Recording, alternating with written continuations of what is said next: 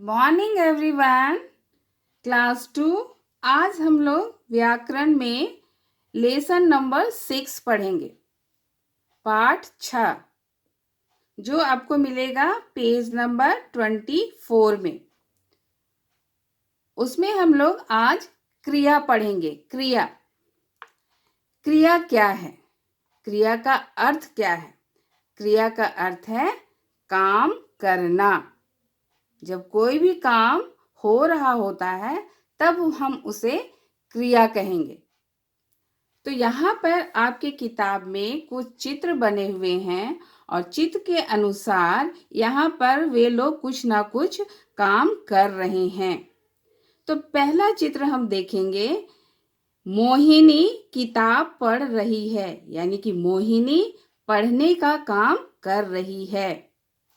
दूसरे चित्र में हमीदा बाजार जा रही है, यानी कि हमीदा क्या काम कर रही है? बाजार जाने का काम कर रही है, यानी कि वो चल रही है ना, जा रही है। तीसरे चित्र में आयुषी नाच रही है। यहाँ पर आयुषी क्या कार्य कर रही है? नाच रही है। और यहाँ पर चौथे चित्र में वर्षा हो रही है, यानी कि पानी बरस रहा है। तो इस तरह से हम लोग देखते हैं कि पढ़, जा, नाच और हो, ये क्या है? क्रिया है, जो कि हमें बतला रहे हैं कि कोई ना कोई काम हो रहा है।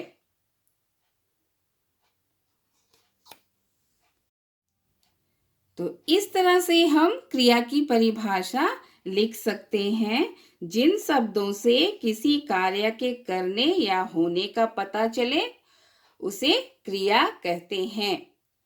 और यहाँ पर हम लोग चित्र में देख रहे हैं कि कुछ क्रिया व्यक्ति यानी कि लड़कियां यहाँ पर कर रही हैं और कुछ क्रिया अपने आप हो रही है। जैसे कि मोहिनी यहाँ पर कार्य कर रही है, यहाँ पर हमीदा कार्य कर रही है, यहाँ पर आयुषी कार्य कर रही है, लेकिन यहाँ पर वर्षा हो रही है ना। तो यहाँ पर वर्षा अपने आप हो रही है। तो इस तरह से हम देखते हैं कि कुछ काम लोगों के द्वारा किए जाते हैं और कुछ काम अपने आप होता है। जैसे कि वर्षा अपने आप हो रहा है, इसको कोई नहीं कर रहा है ना। जबकि यहाँ पर मोहिनी काम कर रही है, किताब पढ़ रही है, और यहाँ पर हमीदा बाजार जा रही है, आयुषी नाच रही है, और यहाँ पर वर्षा हो रही है। यहाँ पर कोई काम नहीं कर रहा है, ये काम अपने आप हो रहा है। आगे पेज नंबर 25 में कुछ उदाहरण हैं, उसको हम लोग देखेंगे। यहाँ पर कुछ काम लोगों द्वारा किया जा रहा है और कुछ काम अपने आप हो रहा है, उनका उदाहरण दिया हुआ है। तो पहला उदाहरण है, दादी जी पूजा कर रही है, यानी कि दादी के द्वारा पूजा किया मतलब दादी के द्वारा पूजा हो रहा है। यहाँ पर चिड़िया पेड़ पर बैठी है। यहाँ पर बैठी कौन है? चिड़िया है ना, चिड़िया। और कहाँ बैठी है? वो पेड़ पर बैठी है, यानी चिड़िया के द्वारा हो रहा है वो। तीसरा है, आयुषी नाच रही है। यहाँ नाचने का क्रिया हो रहा है, वो किसके द्वारा हो रहा है? आयुषी के द्वारा हो रहा है। चौथा है, हमीदा बाजार जा रही है ना। यहाँ पर हमीदा के द्वारा बाजार जाने का काम हो रहा है। उसी प्रकार पांचवा उदाहरण है, मोहिनी किताब पढ़ रही है। तो पढ़ने का क्रिया कौन कर रहा है? मोहिनी के द्वारा हो रहा है। और यहाँ पर इस साइड में कुछ काम अपने आप हो रहा है, जैसे वर्षा हो रही है, पानी बह रहा है, फूल खिल रहा है, धूप निकली है, हवा चल रही है। तो देख रहे हैं कि इन कार्यों को कोई भी नहीं कर रहा है, ये कार्य अपने आप हो रहे हैं। तो इस तरह से हम क्रिया की परिभाषा को लिख सकते हैं। जिस शब्द से किसी काम के करने या होने का पता चले उसे क्रिया कहते हैं। जैसा कि हम लोगों ने उदाहरण में देखा कि कुछ क्रियाएं लोगों द्वारा हो रही हैं और कुछ क्रियाएं अपने आप हो रही हैं। तो किसी काम के करने या होने का पता चले उसे क्रिया कहते हैं। जैसे राम आम खा रहा है और हवा चल रही है, यानी कि एक क्रिया राम के द्वारा हो रही है आम खाने का और हवा अपने आप चल रही है। तो इसके उदाहरण जैसा हम लोग देख रहे हैं उसके अनुसार क्रिया के दो भेद हैं। क्रिया का पहला भेद है सकर्मक क्रिया और दूसरा है अकर्मक क्रिया। पहला है सकर्मक क्रिया। सकर्मक क्रिया दो शब्दों के मेल से बना है। स यानी कि साथ, जोड़ कर्मक, कर्मक का अर्थ कर्म के, यानी कि कर्म के साथ। जो क्रिया कर्म के साथ होती है उसे हम सकर्मक क्रिया कहते हैं। जैसे कि यहाँ पर मैंने आपको दिखाया है कि सकर्मक क्रिया दो शब्दों के मेल से बना है। स जोड़ कर्मक। स का अर्थ है साथ, कर्मक का अर्थ है कर्म के, यानी कि कर्म के साथ। जैसे कि मैंने यहाँ पर उदाहरण लिखा है राम आम खा रहा है।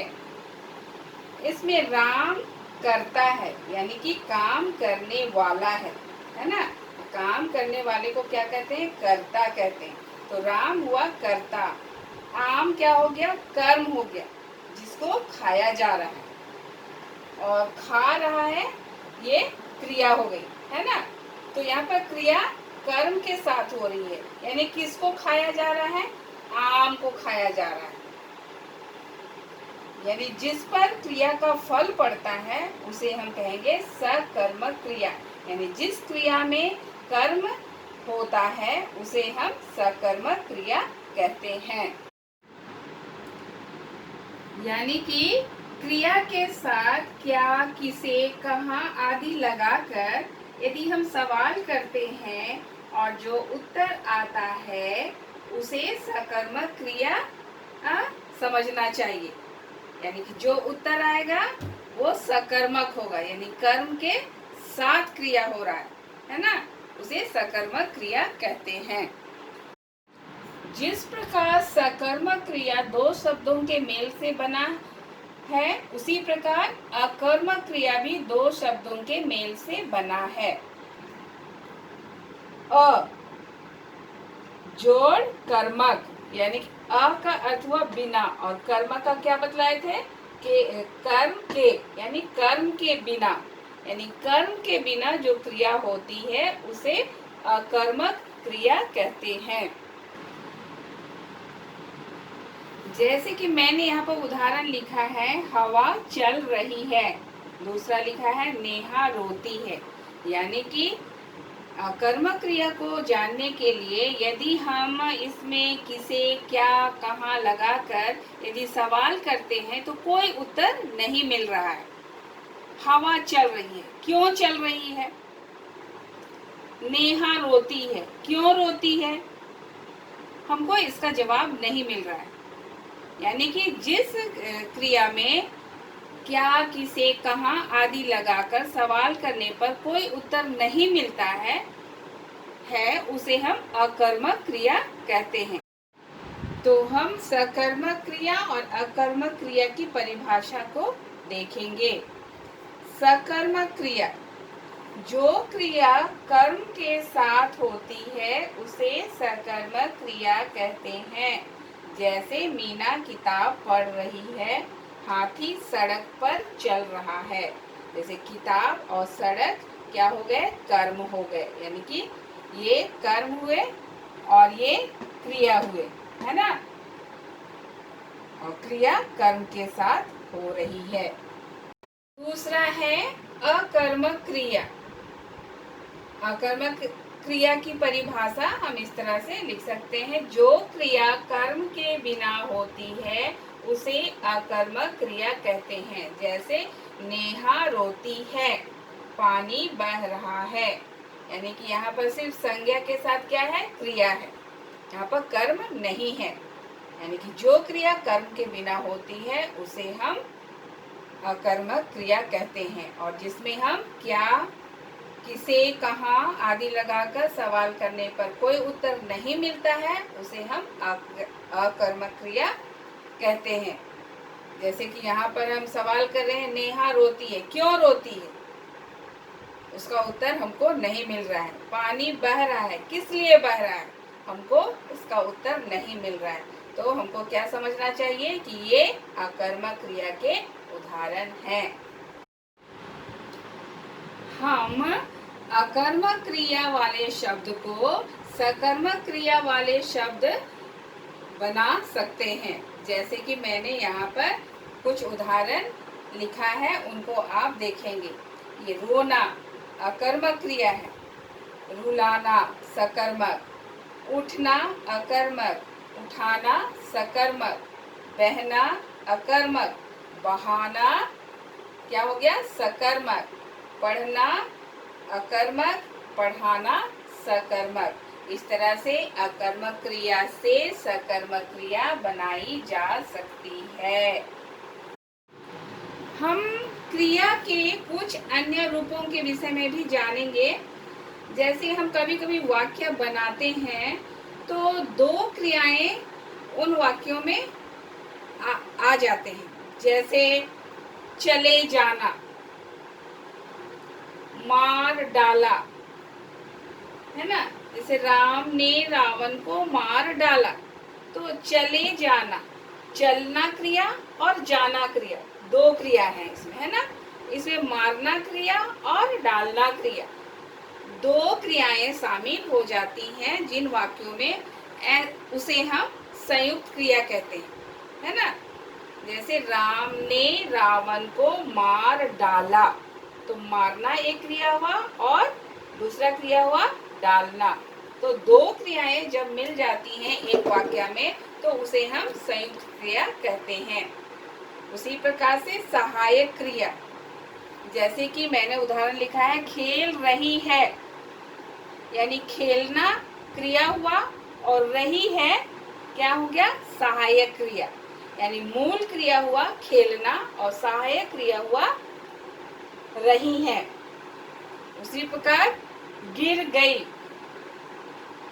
जैसे सीता गिर गई, तो गिरना मूल क्रिया हो गया और गई क्या हो गया, सहायक क्रिया हो गई। इस तरह से आज हम लोगों ने क्रिया, क्रिया के भेद और क्रिया के कुछ अन्य रूपों के विषय में जाना। तो आपका होमवर्क है पेज नंबर 25 का पहला क्वेश्चन, दूसरा, तीसरा और 26 पेज का 5वां क्वेश्चन आपको ग्रामर कॉपी में बनाना है।